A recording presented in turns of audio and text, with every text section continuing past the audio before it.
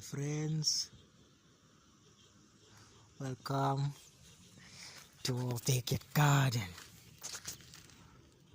Welcome to our backyard classroom where we study the book of nature.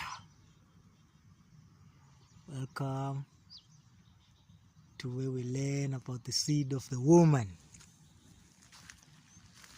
and the way to the Father.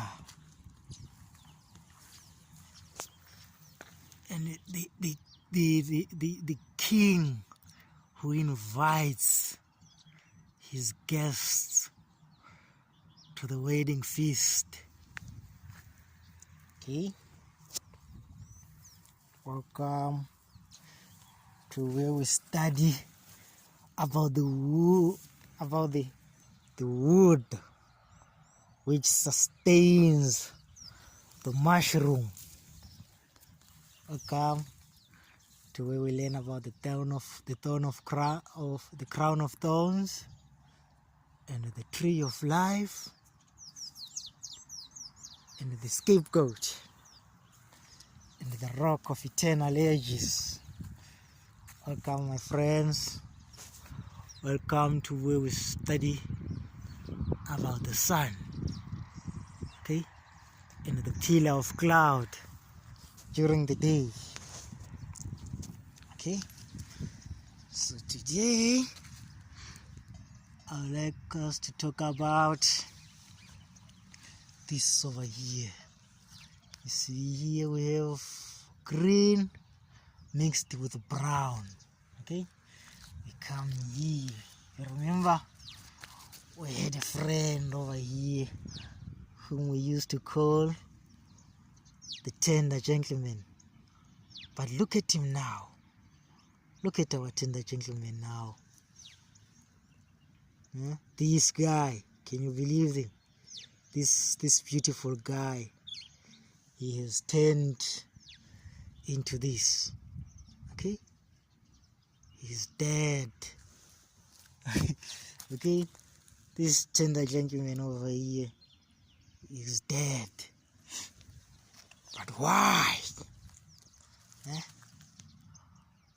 Why is this tender gentleman lifeless? Okay, what lessons does it teach us? Okay, about this death, which is contained in the signature of God.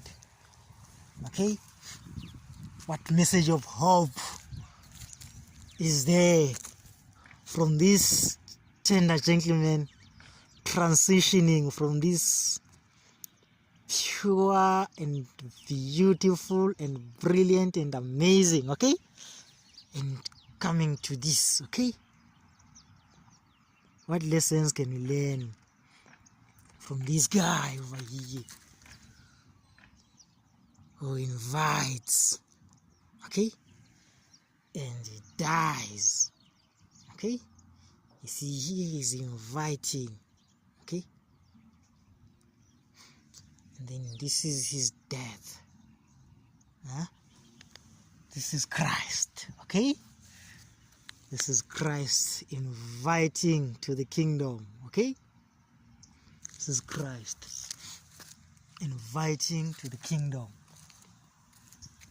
and dying so that he can replicate himself. Okay, you see, all this contained within the dead flower, these are all seeds. Okay, this is the cross, my friends. It's Christ, the innocent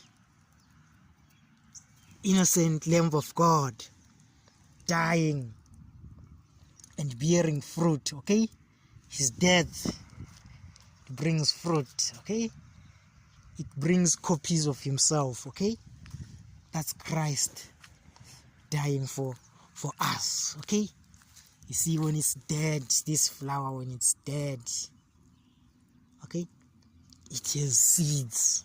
Okay, it contains seeds. Okay, it is fruitful when it is dead. Okay, the death brings fruitfulness. Okay, It brings life, okay? It brings more life of its kind, okay? This is Christ and us as sinners, okay? When Christ, he died on the cross there, he was like a seed, okay? You know, the seed of the woman, okay? He was like a seed which was planted, okay? But first,